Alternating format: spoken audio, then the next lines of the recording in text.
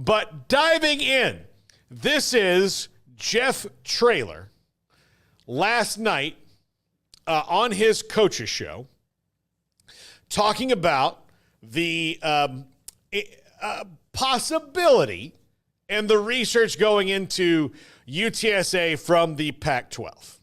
Compost is more privy to that information than I am, but her and I have talked quite a bit the last few days about that. And obviously, you know, we're committed to the league we're in, and we're very grateful for the AAC, but we have to listen to people that want to talk to us.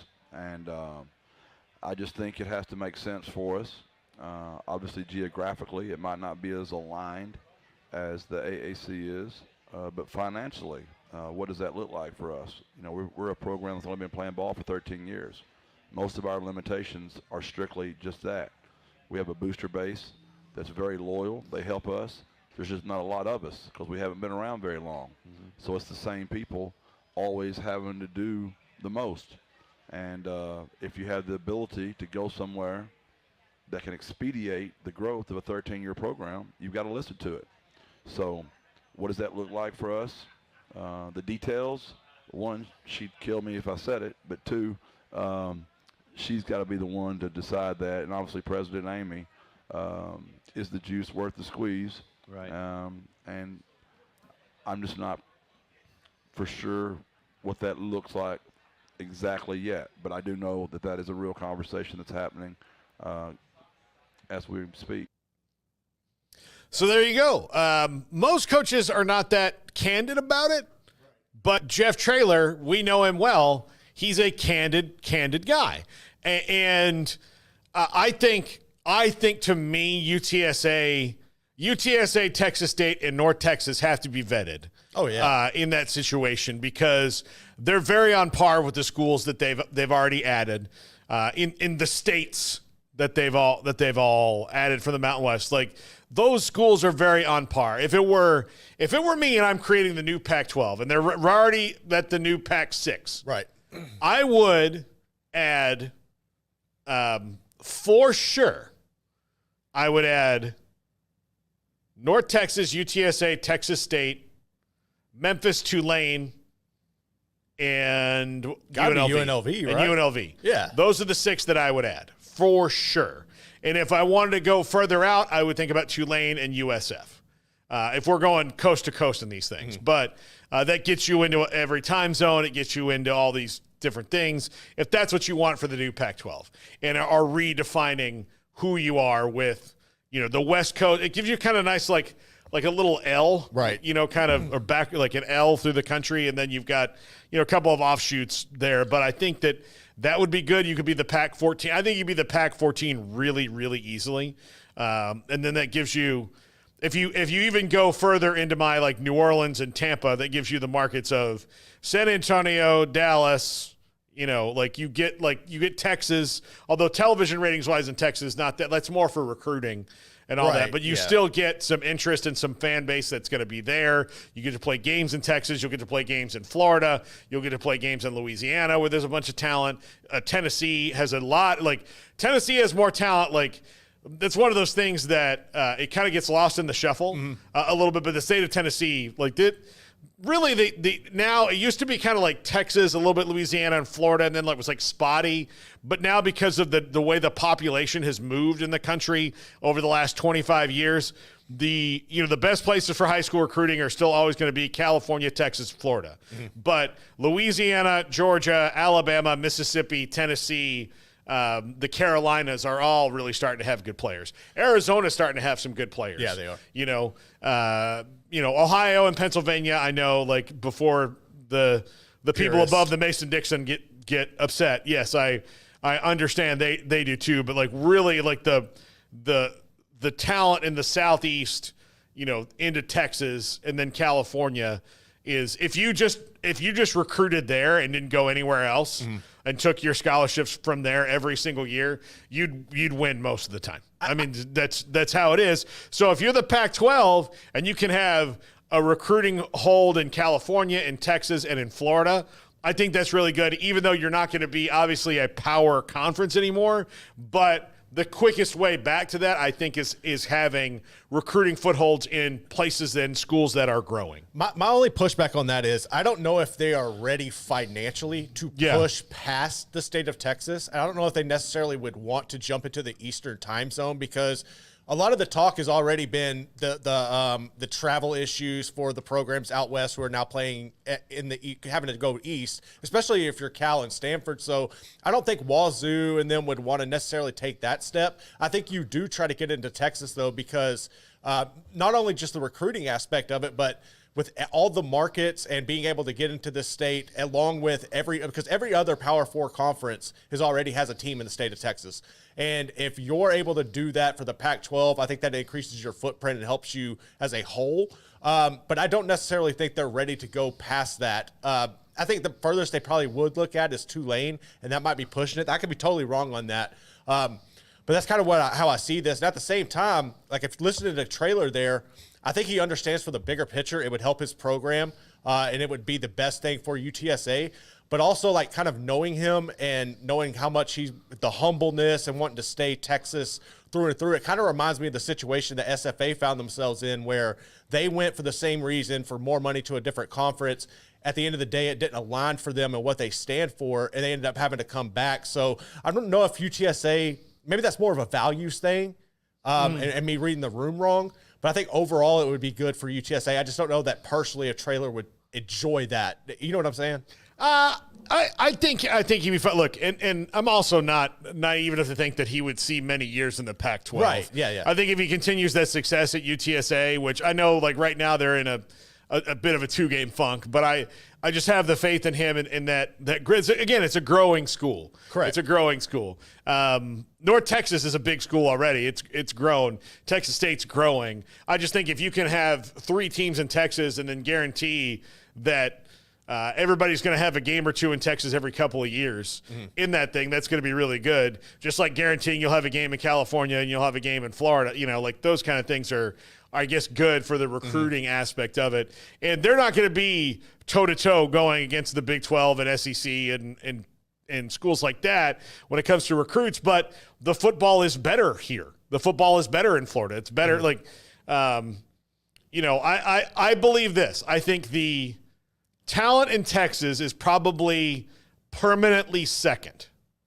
The coaching in or not permanently second, is fluid. Fluctuates, yeah. That fluctuates. The talent, like Florida, Texas, California, to me will always be the top 3 in whatever kind of like cyclical thing.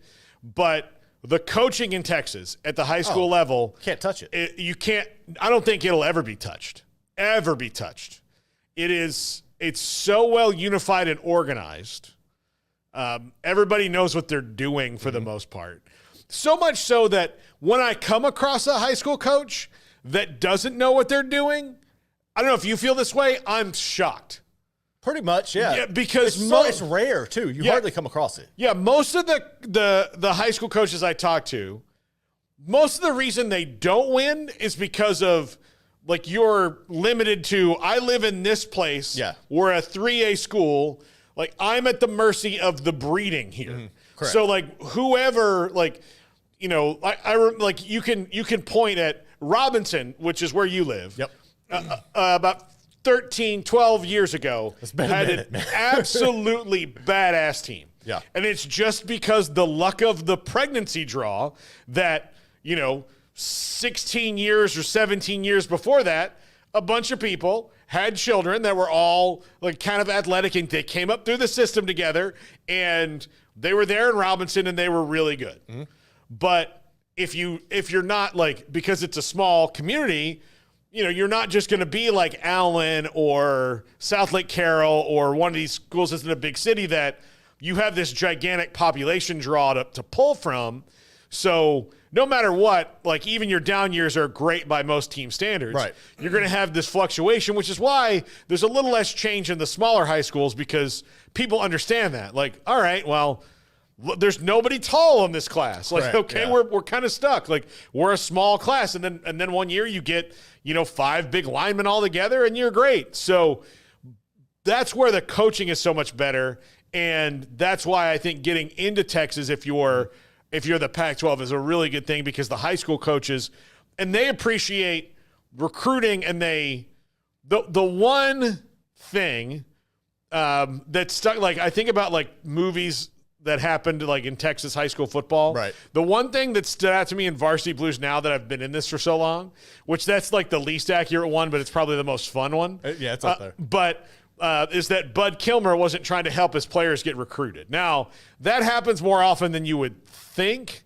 but for the most part, the Texas High School Coaches Association is united in, if you're going to come into Texas and give my player a scholarship, I've got time for you. Well, not just that, but they have it implemented where they have the straight line recruiting philosophy in Texas, whereas you don't necessarily have that in the first and foremost in other states, just because you don't have the unity across the board. A lot of the guys in other states, the coaches, they aren't full-time employees, but in Texas, it's a full-time position. It is a very well-paid position, and they do have the confidence and the ability to say, like, you're going to come through us for our recruits, and they have a more hands-on approach, and there's less minutia that goes into that process. So that's another benefit of getting into the state if you're the Pac-12. Yeah, I think it's recruited anyway. Look at Wazoo; they're damn quarterbacks from Texas. Yeah, exactly. So yeah, they're in here anyway. It gives them another thing. Like it's just hey, like and.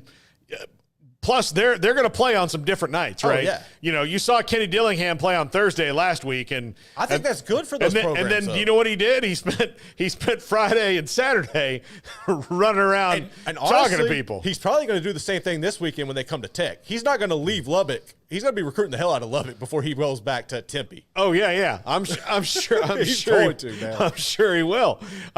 It's not like he has to worry about like catching a Southwest flight. No, he's good. He's all right.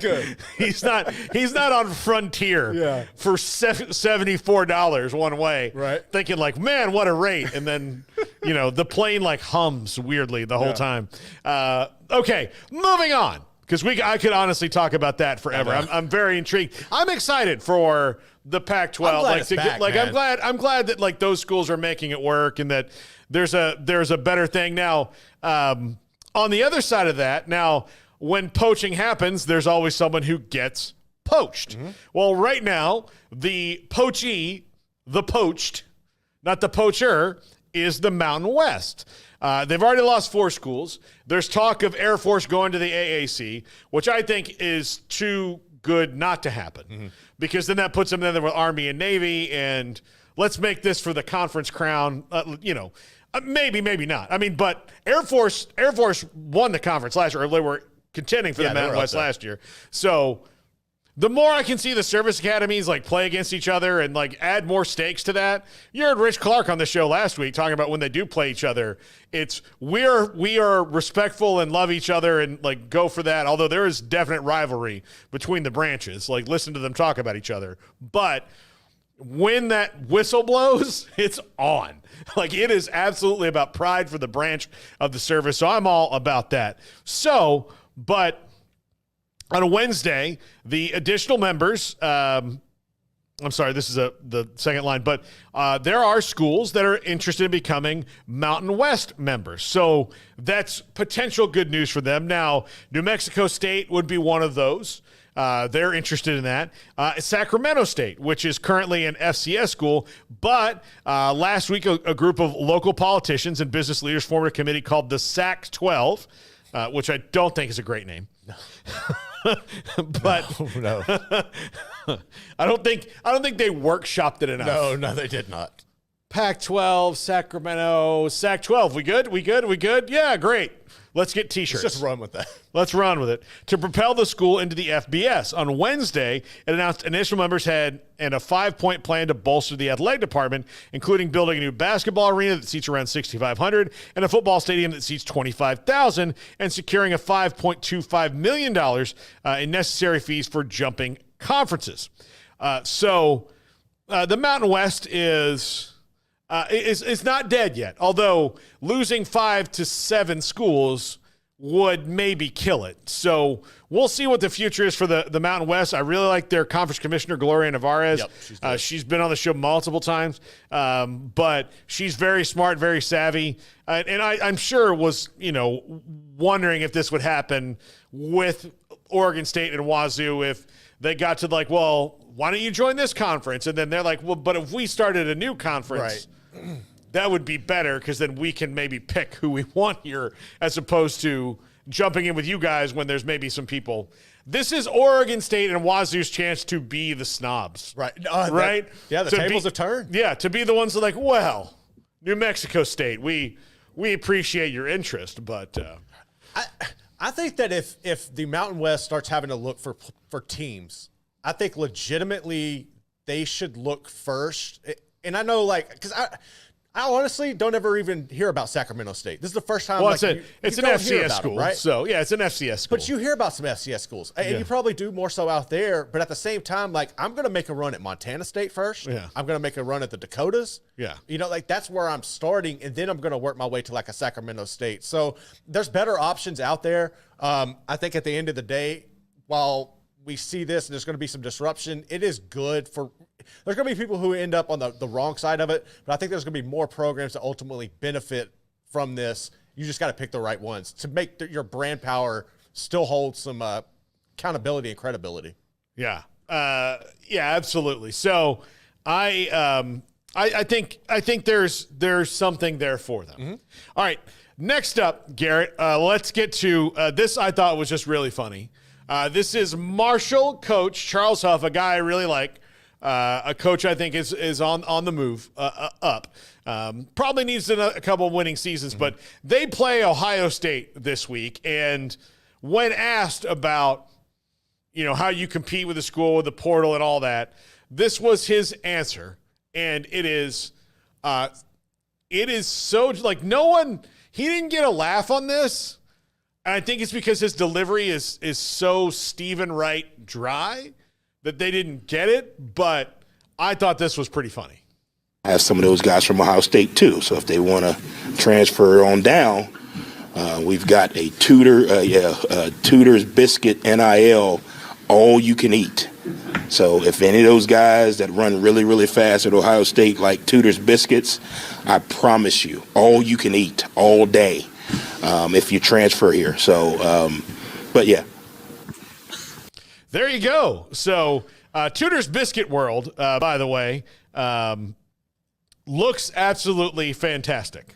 Yeah, so and this is from clearly a biscuit boy. I'm a biscuit boy. So it looks, the first thing he says, like, Tudor's Biscuits. While I'm listening to him talk about the rest of this, I'm just Googling Tudor's Biscuits. Let's do this. Holy cow. So what I thought was funny was I initially saw this and it was probably 15 minutes after that, the Sickos committee came out and they had the whole menu up where you could go through and scroll. So I found myself looking at like, oh, what would be my top 3 or 4 biscuits I'd go to? But no, they got some pretty good stuff there. Yeah. I love this from Charles Huff.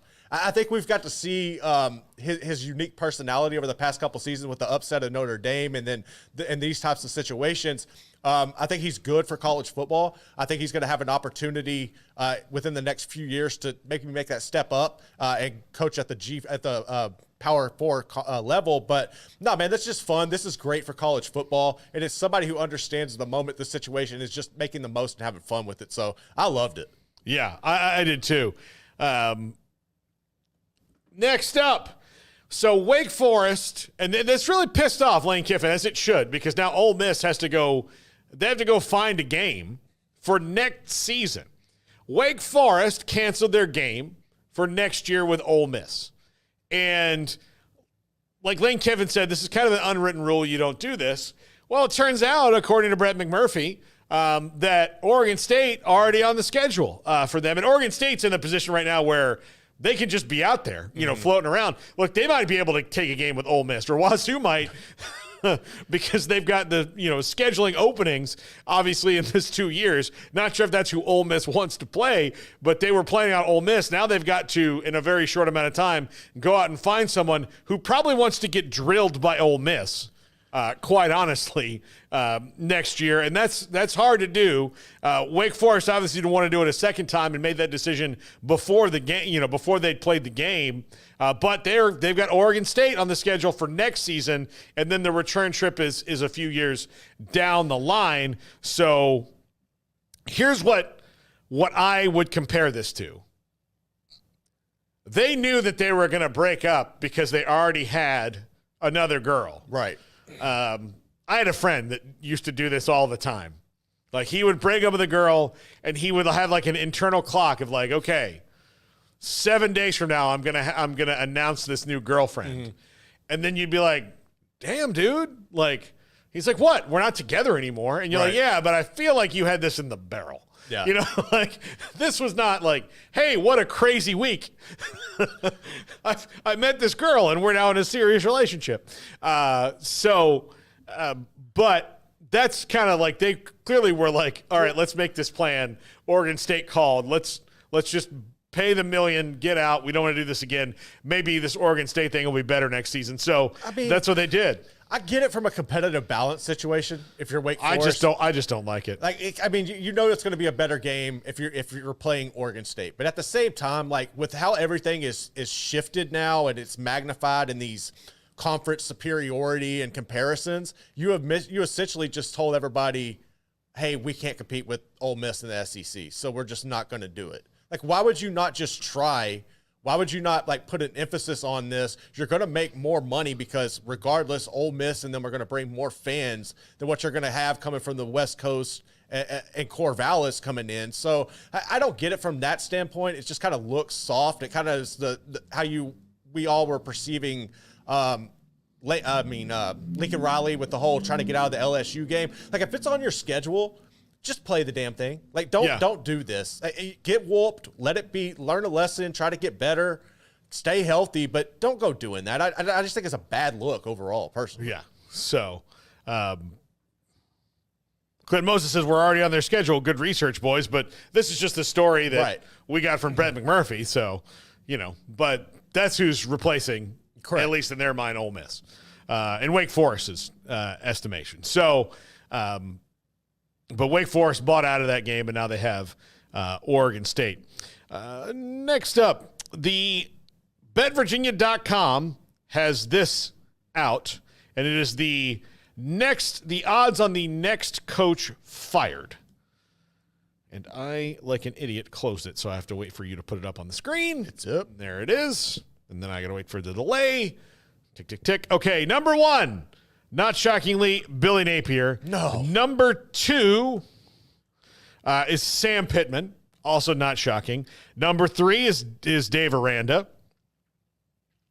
And then you get it at, like, Mike Norvell's on the list. Mike Norvell's not getting fired. That's not. They just gave him a new gigantic contract last year. That's not going to happen. And let's see. Then Scott Satterfield in Cincinnati, also a thing I don't think is going to happen. I think how the hell is Satterfield behind Norvell? Like, wow, that makes no sense. It makes no sense for Bet Virginia. Brent Pry at Virginia Tech. No. I mean, he has, like, gotten out over his skis a little bit this year with a couple of comments. But then PJ Fleck at Minnesota, and then the field after that. Here's what I agree with. The top three on this list are probably the top three most likely to get fired. After that, everybody's just guessing because nobody's in that spot.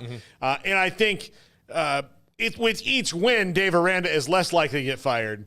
Billy Napier is definitely getting fired.